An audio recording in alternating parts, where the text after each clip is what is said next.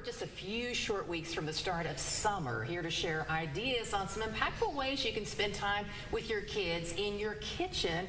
It's Dr. Ashley Stevens from Cabell County Schools. Great to see you. Good to see you. It's kind of fun being over here. Kind of gets us all in that frame of thinking of cooking and hanging out with our families. So why do you think it is so important to hang out with the kids in the kitchen? There's the obvious that someday they're going to need to feed themselves, Right. and you know we bear some responsibility to get them ready for that. Yeah. But there's so much more to it than that. It builds confidence. Yeah. If you've ever had something, especially if you think back to when you were little and you maybe couldn't make a lot of things or Yes. do a lot for yourself, the pride of I made this, now I get to share it with people is a really big deal. It also really helps with kids building resiliency. You've spent a lot of time in the kitchen and you know that it is not foolproof. No. There is not a guaranteed success at the end, and so letting them be in those situations where things go awry and they have to figure out, is this a time that we can adapt? Can you add potatoes to take out all the spiciness that you've added? I had to learn that one on the fly one time.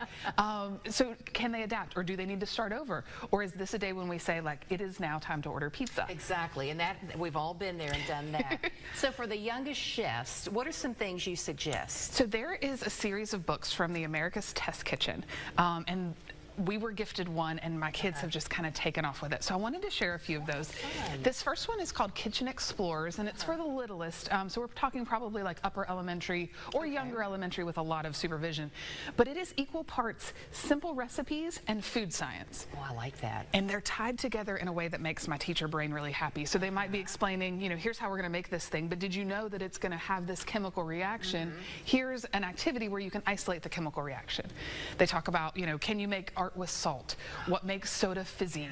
And as you're working through these. So it will feel like a science experiment, but you will have some tasty goodies at the end. Yes, I love that idea. Okay, what do you have for the older kids? So there are two books. It depends on if they are, you know, kind of a more savory meal sort of thing, or if they're more into baking. But the first one, and this is probably my favorite, is The Complete Cookbook for Young Chefs.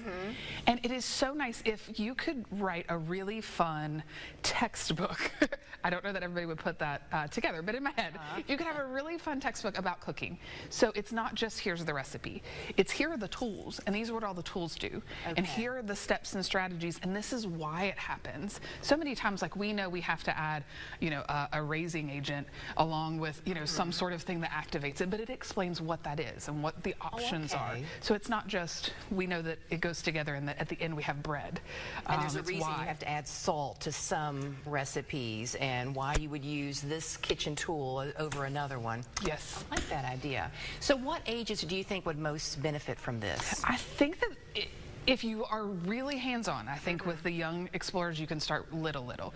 But as they get older, you just kind of change what you're doing. So instead of, you know, you with your kid and you're stirring together, they're stirring and you're here. And then here in a little bit, they're stirring and you're across, you know, the island, and they're getting to do it. That builds a lot of autonomy and a lot of pride in their process. And so I think any age would be great, but even if a kid is leaving, well, I hope we get to, you know, teach our kids while they're in our homes.